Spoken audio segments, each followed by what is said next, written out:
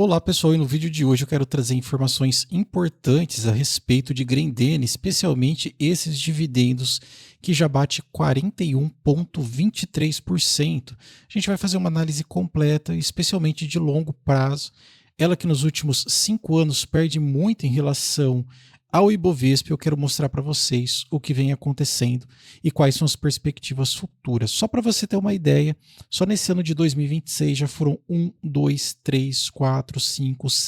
7 pagamentos, remuneração aqui para os acionistas. E quando você faz aí a sua pesquisa filtrando por dividendo, você se assusta com uma empresa tão conhecida como a Grendene, com tanta penetração no mercado e pagando 41,23. Será que é sustentável? Por que ela vem fazendo isso? É o que eu quero explicar neste vídeo. Bom, para a gente começar, a gente vai fazer uma análise fundamentalista que a empresa hoje tem um desconto interessante, um PL de 5,35, onde na média do setor aqui é por volta de 9, um preço sobre valor patrimonial praticamente sem ágio e uma rentabilidade quase batendo 20%. Isso sem contar que a empresa não tem dívida, na verdade, ela tem dinheiro em caixa. Sem contar também o tag along de 100%, sei que muitos de vocês dão valor a isso. Um free flow de quase 30%, uma empresa que foi fundada em 1971 e está desde 2004 aqui na Bolsa. Bom, vamos lá. Sem muita enrolação, vamos dar os números aqui. A primeira coisa que a gente observa é que as margens aqui, pelo menos nesses últimos períodos de 18 meses, estão estagnadas. A gente teve uma queda de 2024, quando a gente pega a margem EBITDA, margem líquida e margem bruta, a gente teve aqui uma leve estabilização e depois uma leve queda, ou seja, aqui tivemos os tempos áureos dos seus lucros em 2024 e a partir de agora teve uma leve queda. Sem contar também que os seus principais múltiplos deram uma boa descontada, o que para alguns representa um momento de entrada e para outros um momento de cautela. Quando a gente observa aqui um pouco sobre como a empresa ganha dinheiro, a gente percebe que hoje está muito concentrado em Brasil, então cerca de 70% da sua distribuição hoje está em Brasil e o resto separado aqui América Latina, Ásia, Europa e América do Norte. Uma empresa que tem de valor de mercado quase 3,4 bi, isso mesmo. 3,4 bi, é uma empresa aí bilionária da nossa bolsa. Na parte financeira, o que a gente consegue colocar? As suas receitas também estão em linha, então ela tem uma receita muito forte e tem um lucro também bem importante, ou seja, quando a gente pega o lucro líquido aqui em bilhões, né, na verdade em bilhão, a gente percebe que está em linha, né, com os últimos anos. A gente consegue também observar aqui do ponto de vista de rentabilidade. Essa rentabilidade ela passou por um período, né, de crescimento entre 23 a 24, que foi muito importante para a empresa, e agora aqui também a rentabilidade está meio que estabelecida. Tem um sinal de atenção e eu quero que você preste muita atenção nisso. Então, se você percebeu, os últimos trimestres divulgou uma desaceleração. No quarto trimestre de 2025, o lucro líquido recorrente somou 286 milhões, uma queda de 17,7%. Outra coisa também que a gente tem que observar, vamos observar aqui agora o balanço, né? Balanço total, passivo circulante, temos aqui a leitura do seu balanço patrimonial. Ah lá, o patrimônio líquido caiu 4,36 bilhões 2022 para 3,15 em 2025. Por que o patrimônio líquido caiu? Uma redução de 28% em 3 anos. Isso não reflete distribuição de valor operacional. É resultado direto da política agressiva de distribuição de proventos. E é aqui que entra, né, o ponto aqui do nosso vídeo. O que a empresa está fazendo? A empresa está se desalavancando de forma patrimonial. Ela está pegando o patrimônio da empresa e de uma forma agressiva está distribuindo esse patrimônio na forma de dividendos. Tanto é que o payout desse último período deu quase que 200%. Então isso mostra que a empresa aqui ela está meio que fazendo, né, uma desalavancagem patrimonial controlada. E é por isso que você vê lá 41,3%, 41,4%. Sem contar que ela não faz isso à toa. O pessoal muito experiente sabe o que está fazendo. Ela tem uma dívida muito pequena em relação ao seu caixa. Ela tem uma fortaleza de 800 milhões de caixa, Tanto é que quando a gente olha a dívida líquida pelo patrimônio líquido, ela tem saldo positivo, né? Ou seja, ela tem dinheiro em caixa, não tem dívida, e ela conta, né, com essa proteção de 800 milhões frente a uma dívida aqui, né, que a gente pega uma dívida bruta de 150 milhões. Então ela tem quase aqui que 6 vezes, né, o valor da dívida como proteção. Alguns fatos relevantes também reforçam a tese, né, dessa desalavancagem patrimonial. Olha lá, no mês 3 de 2026, a Grendene assinou uma carta de intenção não vinculante para vender 100% da unidade global nos Estados Unidos, sua subsidiária integral nos Estados Unidos, olha lá, para Pajor Distribution, né? Então aqui a companhia também fazendo, enxugando as contas lá fora, que não faz muito sentido para ela, né?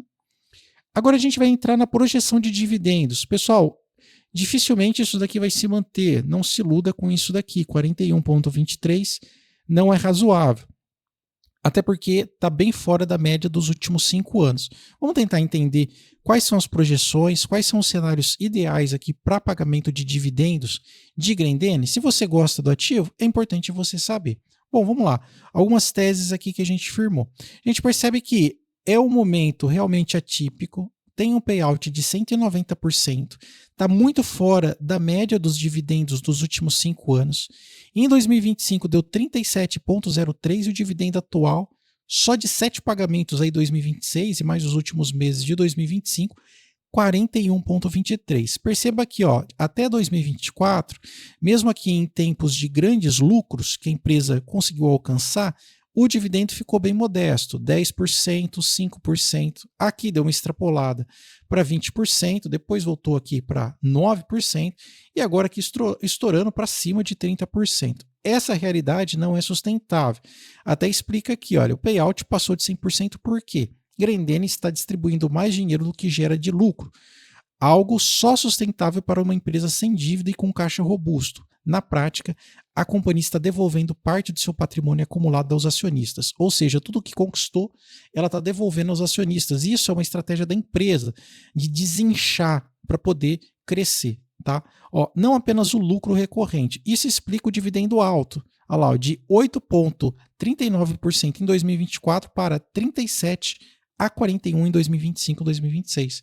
Parte dessa distribuição é extraordinária e não, olha lá, uma nova régua permanente para proventos recorrentes. Então esquece 35% ou 40%. Eu vou mostrar aqui para vocês quais são os 3 cenários base e os valores base aqui para dividendo. E se você concorda com a tese, gosta do ativo, investe nela, enfim, entende que vai ter uma recuperação frente a essa queda dos últimos 5 anos, né? Só de queda acumulada são 55% contra 56% de alta do Ibov. Coloca aí no campo dos comentários. Vamos lá. Num cenário conservador, revisão à média, né? Ou seja, voltar entre 14% a 17%, normalizando o payout e todos os aspectos aqui se convergendo, né? Para manutenção de caixa, né? Ou seja, ela tem um caixa muito forte, uma dívida pequena. Então, um dividendo médio com payout próximo de 60% a 70%, algo em torno de 14% a 15%. Cenário base, o mais provável, 20% a 25%, o que já é ótimo, né? Companhia mantém a política de distribuição, parte relevante do caixa acumulado, mas com moderação frente ao pico atual. Ainda um dividendo bem acima da média, sustentado por uma posição de caixa líquido positivo. Ou seja, ela vai dosando aqui, ó, entrou bastante dinheiro em caixa. Ainda a minha desalavancagem é negativa, 0,25, tudo bem. Vamos distribuir aqui esse pouco aqui, olha, em dividendos extraordinários. E vou mantendo a empresa com caixa líquido bem forte, dívida baixa e distribuindo parte do patrimônio. Tá? Então, isso daqui seria um cenário mais provável. E um cenário otimista, lá, a conclusão da venda da subsidiária nos Estados Unidos vai liberar mais caixa adicional, repassando os dividendos extraordinários, repetindo o padrão observado em 23, 25 e 26, dependendo da transição com a Pajor Distribution avançar conforme o cronograma. Ou seja, existe aqui uma possibilidade de ter ainda mais 30% de dividendos, né? Ou seja, não mais sobre os 41, mas a partir aí de 26, 27, ainda, né, com essa conclusão, fazer todo esse repasse para os acionistas. A gente percebe que tem um padrão da distribuição de patrimônio para os acionistas através de uma distribuição extraordinária. Então, quem sabe, a gente pode ter aí mais dividendos aí extraordinários acontecendo em Grendene. Essa também vai ser a thumb, né? Não há nenhum clickbait. Eu vou colocar isso como thumb. Se realmente isso acontecer, teremos mais 30% aí de dividendos, que vai alegrar aí realmente aqueles que são acionistas de Grendene. Como pensar nisso na prática? Lá, tratar o dividendo de 41 como uma renda recorrente garantida é o principal erro que investidores de dividendos cometem em Grendene. O yield sustentável de longo prazo tende a estar mais próximo da faixa de 15 a 25, o que já é excelente. Ainda assim, ótimo para a Bolsa Brasileira, mas o pico atual é movido por eventos não recorrentes. Cuidado para não se iludir com os 40 e poucos por cento. Existe uma chance aqui, não significa que é uma chance consolidada, é apenas aqui uma intenção. O que normalmente pode acontecer é ficar dentro disso daqui mesmo, tá? Comparativos de setor. Existem algumas empresas que eu sei que muitos de vocês acabam colocando aí na lista, por exemplo, Vulcabras, né, que aqui tem um dividendo bem interessante, 33%, quase 34%. E também um ROI extremamente elevado, 45% contra 19,6%. Depois a gente pode fazer uma análise também detalhada sobre Vulcabras. É uma pena que Grendene perde no benchmark, ou seja, no comparativo para todos os outros investimentos no período de 5 anos. Por exemplo, você teria perdido muito valor nos últimos 5 anos investindo R$1.000, perderia valor aqui em Grendene, ganharia no Ibov, no CDI, no IPCA.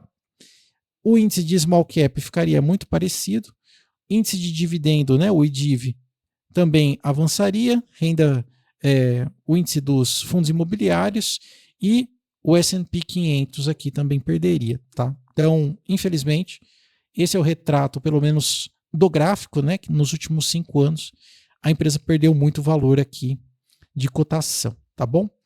Outra coisa também que a gente pode observar, sentimento de mercado, saiu alguns fatos relevantes, então, que podem mexer bastante aqui com a empresa. Resultados últimos reportados, lucro líquido recorrente caiu 17%, receita líquida caiu 3% no comparativo anual. É uma empresa do setor cíclico, então é normal ter esse tipo de oscilação, tá bom? Outro ponto interessante é o nosso veredito final. A gente aqui pode traçar um veredito com base em todos esses pontos analisados, e o que a gente tem aqui de nota, 6,7 de 10. Combina valuation historicamente baixo, balanço blindado com caixa líquido positivo e um dividendo muito acima da média. 41 aqui você tem que tomar cuidado que isso não vai ser a perpétuo. Valuation 8,5, rentabilidade 7,5, saúde financeira 9,5. Depois, dividendos 6, por causa da imprevisibilidade, crescimento 4,5 e momento 3, né? A gente sabe aí que está sendo afetado no curto prazo. Outros pontos também interessantes, pró e contra, que a gente já comentou, e a conclusão, para quem pensa em dividendo, é mais interessante aqui como posição valor e renda. Para quem tolera volatilidade, entende que o yield vai se normalizar, tá? Então, ela é tratada hoje como uma vaca leiteira, e para extrapolar aqui os 41% vai ser algo bem difícil, né? Tá mais para 14, 15 aí do que para os 40 ou 30%. O que a gente está olhando hoje aqui de posição, né? Até vou passar algumas informações aqui para vocês. Teremos movimentos logo na nossa carteira. Então, estou com alguns ativos aqui de olho, né? Então, por exemplo, Caixa Seguridade é uma ação que vocês sabem que eu estou esperando cair. Também YouTube 4, né? Voltar aqui para as médias móveis, abaixo das médias móveis. São Martinho é outra que caiu bastante, agora está voltando, já está dentro aqui do canal de 20 e de 50. É uma ação que eu também estou de olho, especialmente na parte aí de recuperação e commodity.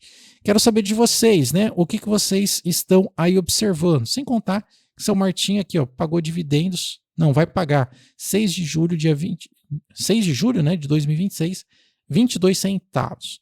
E se você quiser ter acesso aqui à corretora que eu utilizo, a Quantifury, taxas e comissão são zeradas.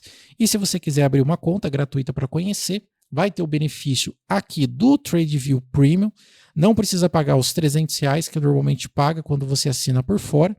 Aqui é de graça, sem contar que é taxa e comissão zero para negociação. São mais de 2.000 ativos aí. E se você abrir uma conta com o meu código, utilizando o meu link, aí na descrição e nos comentários.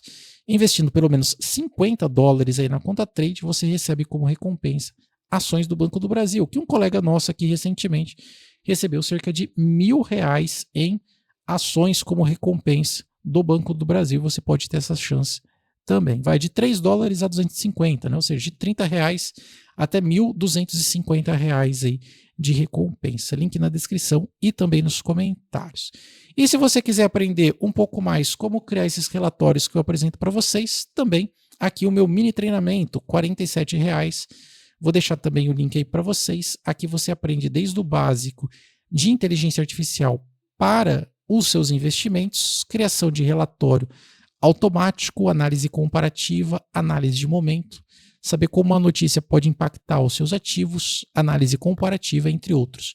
Não tem truque, não tem enrolação, R$ 47 é o mini treinamento de 45 minutos e você já sai aprendendo a criar suas próprias análises aí com base, né, em agentes, como se fosse, né, agentes analistas financeiros aí para poder trabalhar para você e fazer suas próprias análises. E aqui eu uso tudo ferramentas gratuitas, tá, pessoal? Então não tem nenhum custo adicional. Vou deixar aí o link também na descrição e nos comentários. E se você gostou do vídeo, gostou da análise, não esquece de deixar aí o seu comentário, curte o nosso vídeo, deixa o seu like e se inscreva no nosso canal. Obrigado pela atenção. Até mais. Tchau, tchau.